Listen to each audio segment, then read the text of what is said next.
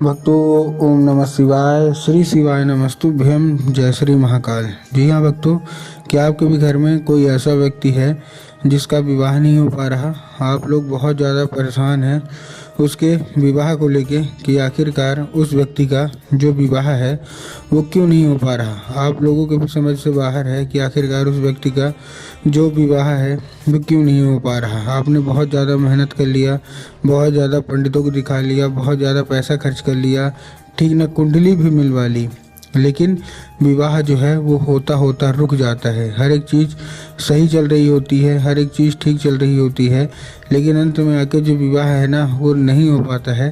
तो आपको परेशान होने की कोई भी आवश्यकता नहीं है, क्योंकि आज जो मैं आपको उपाय बताने वाला हूँ, अगर आपने उतना ही कर लिया तो अवश्य रूप से सारी इच्छा, सारी मनोकामना जो है वो पूरी होनी ही होनी है, और आपका जो बच्चा है उसका विवाह होगा ही होगा। क्या करना है, कैसे करना है, पूरा का पूरा मैं बताने वाला हूँ और अच्छे तरीके से आपको समझाने वाला हूँ। तो बस उपाय ध्यान से सुन के अच्छे से करिएगा ज़रूर। देखिए, आपको भी पता है कि पूज्य गुरुदेव की जो कथा होती है उसमें लाखों की भीड़ आती है। कैसे भीड़ आती है?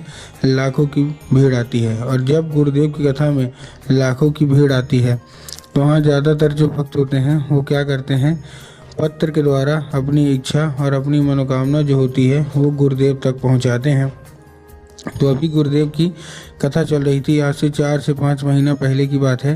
गुरुदेव की क्या है, कथा चल रही थी, और गुरुदेव की कथा में लाखों की भीड़ आई।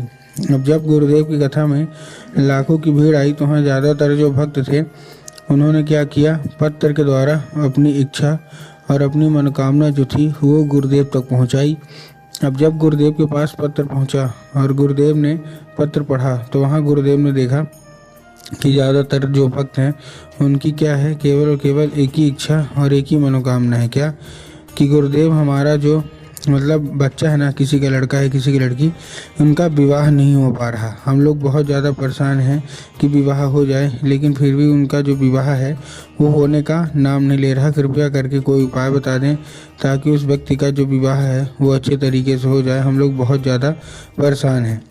ठीक, अब जब गुरुदेव ने ये देखा तब गुरुदेव ने 2 से 3 उपाय बताए और कहा, केवल और केवल ये उपाय कर लेना, तुम्हारा जो भी बच्चा है जिसका भी विवाह नहीं हो पा रहा, अवश्य रूप से उसका जो विवाह है वो होगा ही होगा। अब जैसे ही गुरुदेव ने उपाय बताया तो लोगों ने जा जाके इस उपाय को घर में करना शुरू कर दिया। अब जैसे ही लोगों ने जा जाके इस उपाय को घर में करना शुरू कर दिया, वही लोग गुरुदेव की कथा में मात्र 1 से 1.5 महीने के बाद वापस आए। अब जब वही लोग गुरुदेव की कथा में वापस आए तो उन्होंने क्या किया, फिर से एक बार गुरुदेव को पत्र लिखा। लेकिन ये वाला जो पत्र था ये गुरुदेव को धन्यवाद के रूप में पत्र था कि गुरुदेव धन्य हो आपका, आपके द्वारा बताया गया उपाय हमने कर लिया है, हमारी सारी इच्छा, सारी मनोकामना जो है वो पूरी हो गई है। हमारा जो बच्चा था जिसका विवाह नहीं हो पा रहा था उसका विवाह पक्का हो गया है। आपका कोटि कोटि धन्यवाद। तो देखिए, जो लोग भी मेरी आवाज़ भी सुन रहे हैं ना, अगर आपको भी जानना है कि आखिर ऐसा कौन सा उपाय है जिसको करने मात्र से इच्छा मनोकामना जो है वो पूरी हो जाती है, तो चलिए हम बताते हैं आपको आज की इस वीडियो के माध्यम से कि आपको करना क्या है। तो बस उपाय ध्यान से सुन के अच्छे से करिएगा ज़रूर।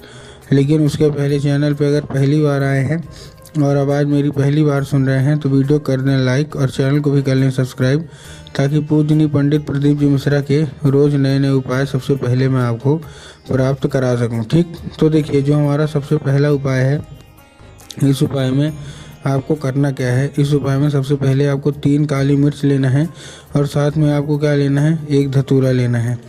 तो 3 काली मिर्च ले लिया, साथ में आपने 1 धतूरा ले लिया।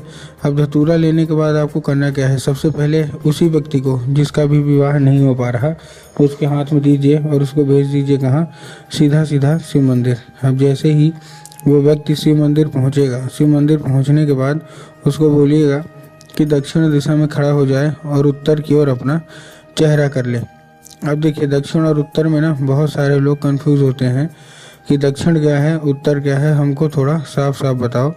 तब गुरुदेव ने साफ साफ बताया है कि आप जिस भी शिव मंदिर जा रहे हैं उस शिव मंदिर का जिधर साइड जलाधारी होगा आपको अपना चेहरा उधर साइड करके खड़े हो जाना है। ठीक, खड़े हो गए।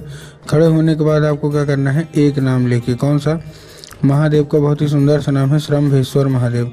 तो आपको करना क्या है, आपको श्रम्भेश्वर महादेव का नाम लेके और उन्हीं का स्मरण करके आपको चुपचाप क्या कर देना है, अर्पित कर देना है बस। पूज्य गुरुदेव कहते हैं कि अगर आपने इतना ही कर लिया तो अवश्य रूप से, अगर आपका विवाह नहीं हो पा रहा तो अवश्य रूप से आपका जो विवाह है वो होगा ही होगा। ठीक, ये था हमारा कौन सा, ये था हमारा सबसे पहला उपाय।